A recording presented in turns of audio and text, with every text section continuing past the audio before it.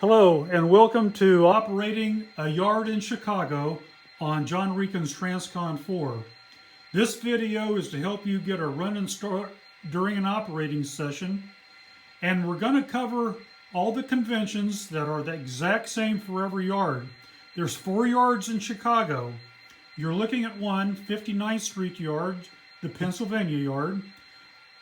On the other side of the divider is clearing yard, east and west. And on the other side of the room is CB&Q's yard, the Burlington at Cicero. The conventions are all the same here. At the back of each yard, you'll see the Belt Railroad of Chicago's main line. It runs all the way through Chicago, all in back of the yards. The track numbers in the yard are numbered from the Belt's main. So here's the main. Here's 1 track, 2 track, 3, and so on. All yards have a caboose track. For inbound trains, the switch crew grabs the caboose, sets it on the caboose track here. For outbound trains, the switch crew, as soon as the train is complete, they come to the caboose track, grab a caboose, and tack it on the rear end. All yards have a scale and a scale track. I'm going to show you how to weigh a car. Now this is circa 1967. The scales were short, so you had to weigh half a car at a time. We're going to roll this Milwaukee Road hopper up. Okay, the engine is off the scale, and half of the Milwaukee Road hopper is on the scale. You count to 5. And then you weigh the other half. You count to 5, and you're done weighing the car. You knew this was a weigh car because there was a sticker on it with a W. Now that it's been weighed, you can flip the sticker like that so you don't re-weigh it.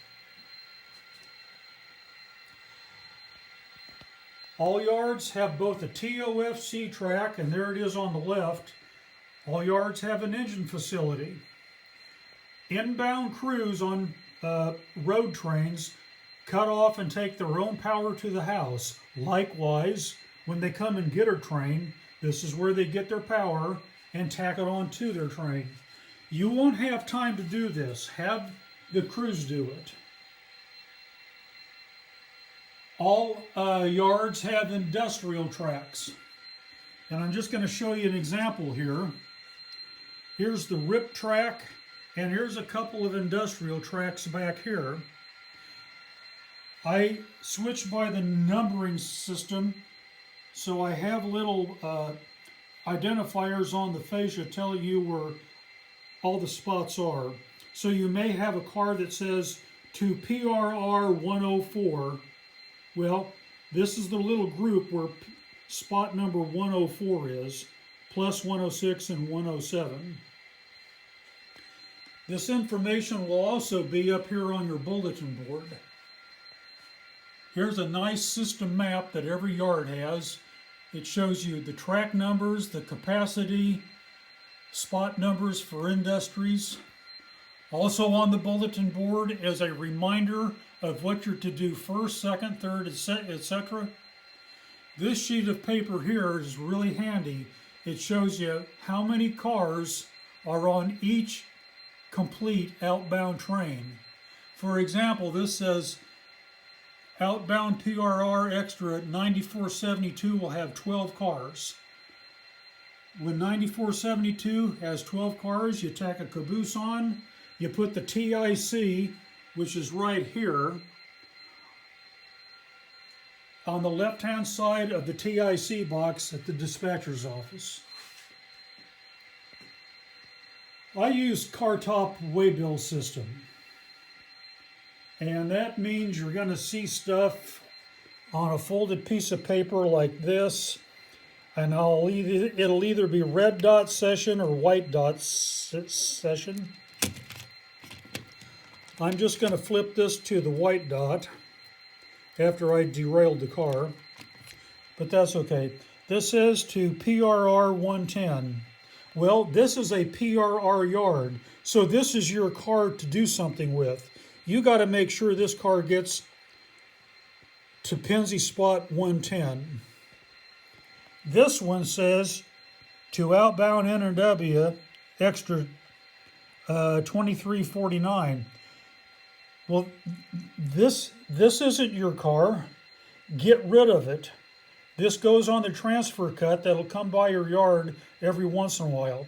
And you'll be transferring cars out of your yard.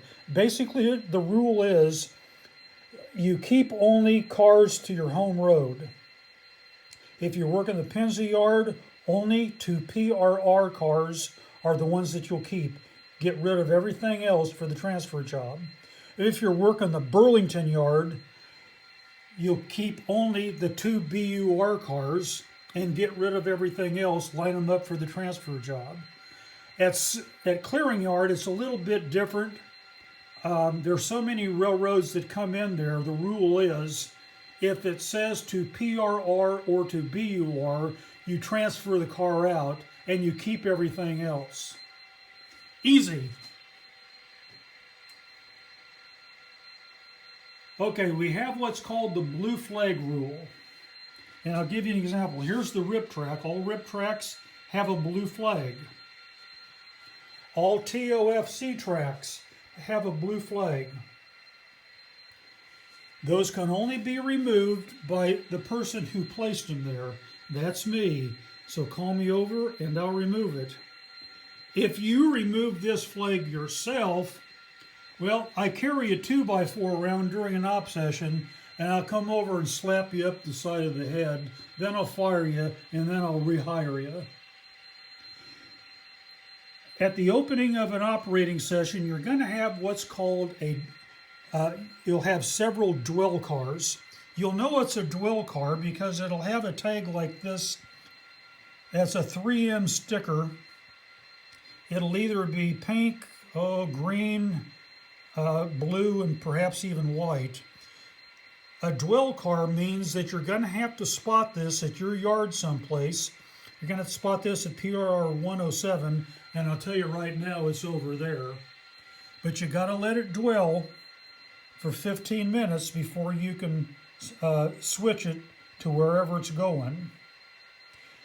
Think of it like this. That car was brought in last night, and the switch crew couldn't get around to it, so it's yours to deal with. I think you'll find these jobs fun. Now go look at the video particular to your own yard. Thank you for watching.